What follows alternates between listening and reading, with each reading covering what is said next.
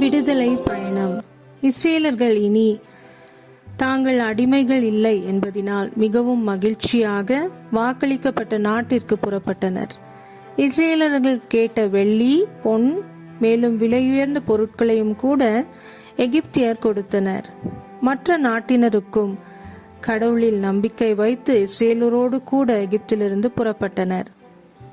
பகலில் மேகத்தூணும் இரவில் நெருப்பு தூணும் அவர்களுக்கு முன்பாக சென்றது.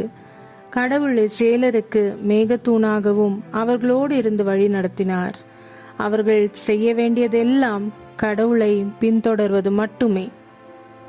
கொஞ்ச நேரத்தில் பார்வோனும் அவனுடைய மக்களும் மனம் மாறி இஸ்ரேலரை அவர்களுக்கு அடிமைகளாக்கும்படி மறுபடியும் அவர்களை பின்தொடர்ந்தனர். கடவுள் அவர்களின் சிந்தனையை மாற்றினார். எகிப்தின் தேவர்களை காட்டிலும் யெகோவா ஒருவரே வல்லமையில் பெரியவர் என்று பார்வோன் அறியும்படி கடவுள் இப்படி செய்தார். எகிப்தின் இராணுவம் அவர்களை பின்தொடர்வதை கண்ட இஸ்ரேலர்கள் தாங்கள் செங்கடலுக்கும் பார்வோனின் இராணுவத்துக்கும் இடையில் மாட்டிக்கொண்டதாக நினைத்து மிகவும் பயந்து, நாம் ஏன் எகிப்திலிருந்து புறப்பட்டோம், நாம் சாக போகிறோம் என்றனர். பயப்படாதிருங்கள், கடவுள் நமக்காய் போர் செய்வார் என்று மோசே இஸ்ரேலரிடம் சொன்னான். பின்பு கடவுள் அவர்களை செங்கடலுக்கு அருகில் போகும்படி சொன்னார். கடவுள் மேகத்தூணை இஸ்ரேலருக்கும் எகிப்தியருக்கும் இடையில் நிற்க பண்ணினார். எனவே அவர்களால் இஸ்ரேலரை பார்க்க முடியவில்லை.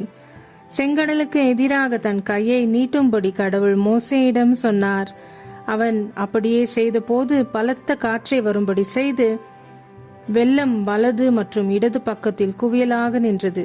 அதனால் அப்பொழுது எகிப்தியர், நாம் இஸ்ரேலரை விட்டு ஓடி போவோம், கடவுள் அவர்களுக்காய் போர் செய்கிறார் என்றனர். இஸ்ரேலர்கள் எல்லோரும் கரை ஏறின உடனே நீர் எகிப்தியர் மேல் திரும்பும்படி மோசேயின் கையை கடலின் மேல் நீட்டும்படி கடவுள் சொன்னார். மோசே அதை செய்த போது நீர் எகிப்தியர் மேல் புரண்டு அவர்களை மூடி போட்டது. எகிப்தியர்கள் செத்து கிடக்கிறதை இஸ்ரேலர்கள் பார்த்து கடவுளை நம்பினார்கள்.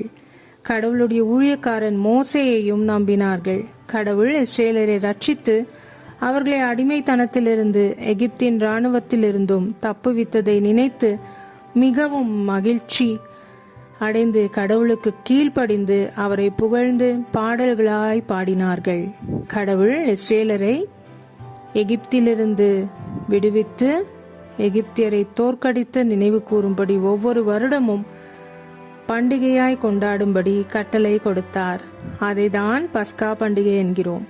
அந்நாளில் கொண்டாட வேண்டிய விதமாவது, பழுதற்ற ஒரு ஆட்டுக்குட்டியை அடித்து சுட்டு புளிப்பில்லாத மாவினால் செய்யப்பட்ட அப்பத்துடன் சாப்பிட வேண்டும்.